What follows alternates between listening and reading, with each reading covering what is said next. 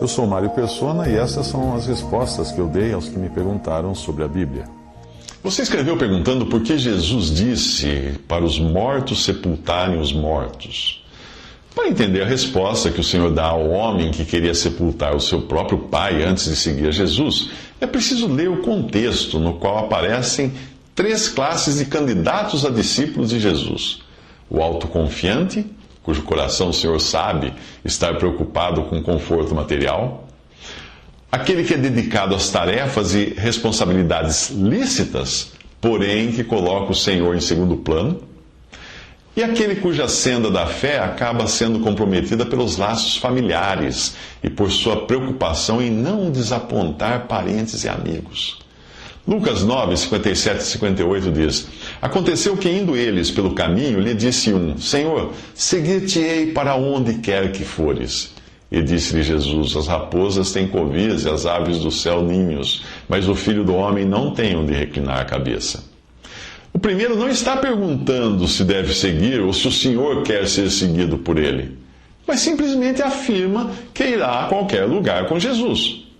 Ao contrário do segundo homem, no versículo 59, ao qual Jesus chama, este primeiro não recebeu o chamado. Mas, pela resposta de Jesus, que conhece os corações, dá para perceber que o homem não imagina o que é seguir aquele que não tem morada certa e que nesse mundo sequer podia contar com o mínimo conforto e segurança que até as aves e os animais têm. Muitos hoje são atraídos pelas promessas de prosperidade de falsos pregadores e se mostram dispostos a seguir a Jesus, mas certamente não é o mesmo Jesus dos evangelhos que eles pretendem seguir. Em Lucas 9, 59 a 60 diz: E disse o outro: Segue-me. E disse a outro, o Senhor agora o Senhor convida o outro. Disse o Senhor a outro: Segue-me.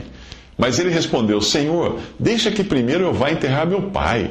Mas Jesus lhe observou: Deixa aos mortos enterrar os seus mortos, porém tu vais e anuncia o reino de Deus. Ao contrário do primeiro, que não foi chamado, o Senhor chama este para segui-lo. Mas ele tem algo para resolver antes: o sepultamento do próprio pai. Ele diz: Deixa que primeiro eu vá enterrar meu pai. A resposta dá uma clara indicação de suas prioridades. Seguir a Jesus era a segunda coisa mais importante na sua vida. É claro que Deus quer que cada um cumpra com as suas responsabilidades, mas nesse contexto em que aparecem 3 perfis de candidatos a seguidores, nós devemos ter em mente que Jesus quer trazer para fora de cada um o que está no coração. É sempre assim quando a palavra de Deus atinge uma alma.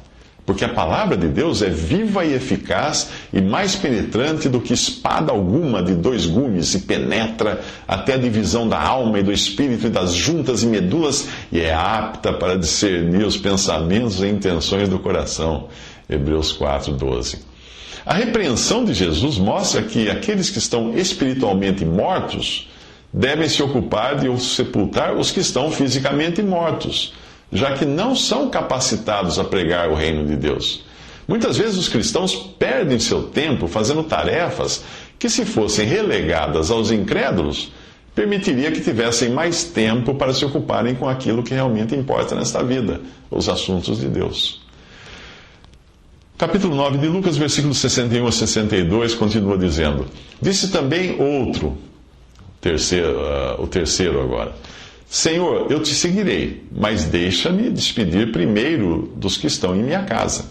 E Jesus lhe disse: Ninguém que lança a mão do arado e olha para trás é apto para o reino de Deus. O terceiro candidato a discípulo é semelhante ao primeiro, já que ele não é chamado a seguir, mas se apresenta voluntariamente. Porém, como o segundo candidato, ele tem algo que vem primeiro: a sua família.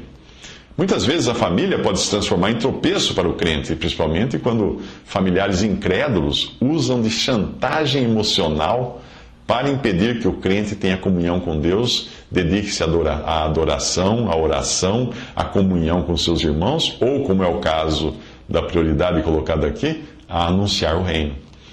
Quem já arou a terra com um arado puxado por animais de tração, sabe o quanto de atenção é preciso para manter o alinhamento. Qualquer olhada para trás faz o arado perder a direção e comprometer o plantio e a colheita. Quem está empenhado em seguir a Jesus não pode se deixar levar por distrações.